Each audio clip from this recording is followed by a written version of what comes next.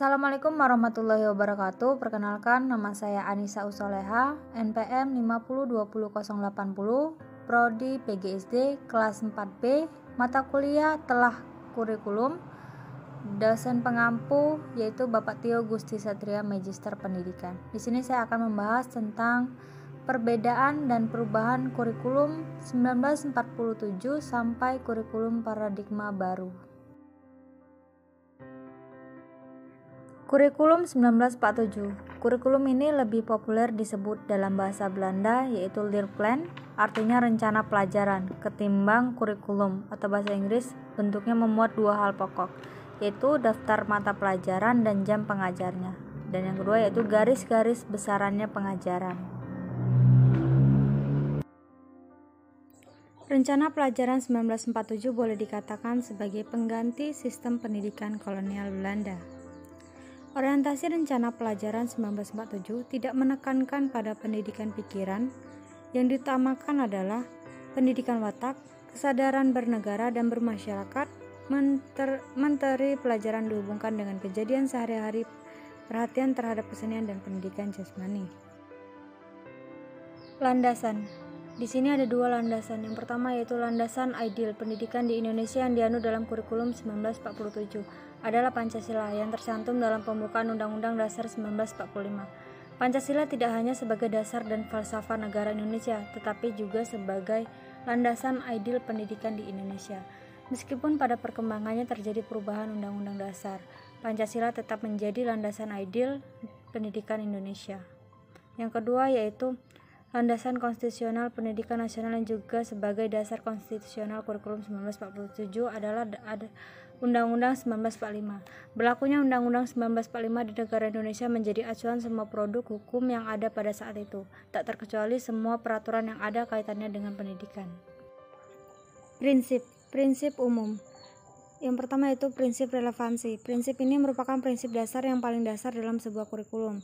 Yang kedua yaitu prinsip fleksibilitas. Penerapan prinsip fleksibilitas dalam kurikulum adalah bahwa suatu kurikulum harus dirancang secara fleksibel atau luas sehingga pada saat diimplementasikan memungkinkan untuk dilakukan perubahan untuk disesuaikan dengan kondisi yang ada yang tidak terprediksi saat kurikulum itu dirancang. Dan yang ketiga yaitu prinsip kontinuitas. Perkembangan dan proses belajar anak berlangsung secara berkesinambungan, tidak terputus-putus. Dan selanjutnya itu prinsip efisiensi. Kurikulum memudah dilaksanakan menggunakan alat-alat sederhana dan memerlukan biaya yang murah. Selanjutnya itu prinsip efektivitas. Walaupun prinsip kurikulum itu mudah, sederhana, dan murah, keberhasilannya harus diperhatikan secara kuantitas dan kualitas, karena pengembangan kurikulum tidak dapat dilepaskan dan merupakan penjabaran dari perencanaan pendidikan. Prinsip khusus. Prinsip khusus ini terdiri dari prinsip berkenaan dengan tujuan pendidikan. Yang kedua yaitu prinsip berkenaan dengan pemilihan isi pendidikan. Yang ketiga prinsip berkenaan dengan pemilihan proses belajar mengajar. Yang keempat prinsip berkenaan dengan pemilihan media dan alat pengajaran. Yang kelima yaitu prinsip berkenaan dengan pemilihan kegiatan penilaian. Perkembangan kurikulum dari tahun 1947 sampai dengan kurikulum paradigma baru. Kurikulum 1947 yaitu rencana pelajaran dirinci dalam uraian. Tahun kurikulum 1964 yaitu rencana pendidikan sekolah dasar. Tahun 1968 yaitu masa Orde Baru. Tahun 1973 yaitu kurikulum proyek perintis sekolah pembangunan atau PPSP. Tahun 1975 yaitu kurikulum sekolah dasar, di mana muncul normalisasi kehidupan kampus atau NKK. Tahun 1984 yaitu cara belajar siswa aktif atau CBSA. Kurikulum 1994 yaitu masa reformasi UU nomor 20 tahun 2003 tentang sistem pendidikan nasional. Tahun kurikulum 2004 yaitu rintisan kurikulum berbasis kompetensi atau KBK. Kurikulum tahun 2006 yaitu kurikulum tingkat satuan pendidikan KTSP atau bebas mengembangkan kurikulum sesuai dengan kondisi, di mana mulai muncul kelas berstandar. Dan yang selanjutnya yang terakhir yaitu kurikulum 2013 mengembangkan konsep kompetensi inti sebagai integrator horizontal, di mana sejumlah mata pelajaran dikurangi atau diintegrasi. Kurikulum paradigma baru. Menurut Mendikbudristek Nadiem Makarim, wewenang penerapan kurikulum terbaru ini diberikan kepada masing-masing sekolah. Berdasarkan penuturannya, sekolah tidak akan dipaksa untuk menerapkan kurikulum tersebut. Landasan. Yang pertama itu landasan filosofis, landasan-landasan yang mendasari praktik pendidikan sebagai upaya untuk menemukan kebenaran hakiki dan mengantarkan orang pada dunia sejati. Yang kedua itu landasan psikologis, yaitu psikologi perkembangan dan psikologi belajar. 3. Landasan sosiologis, yaitu kebutuhan masyarakat, perubahan dan perkembangan masyarakat, serta pusat pendidikan.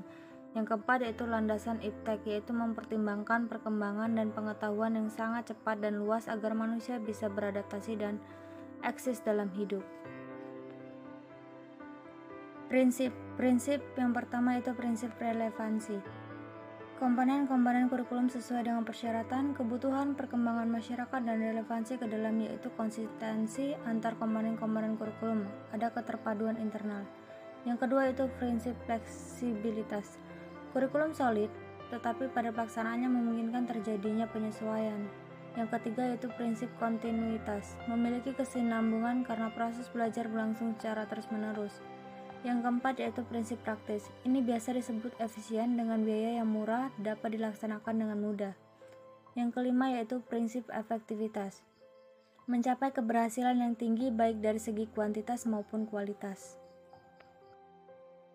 Struktur. Secara umum, struktur kurikulum paradigma baru terdiri dari kegiatan intrakurikuler berupa pembelajaran tatap muka bersama guru dan kegiatan proyek.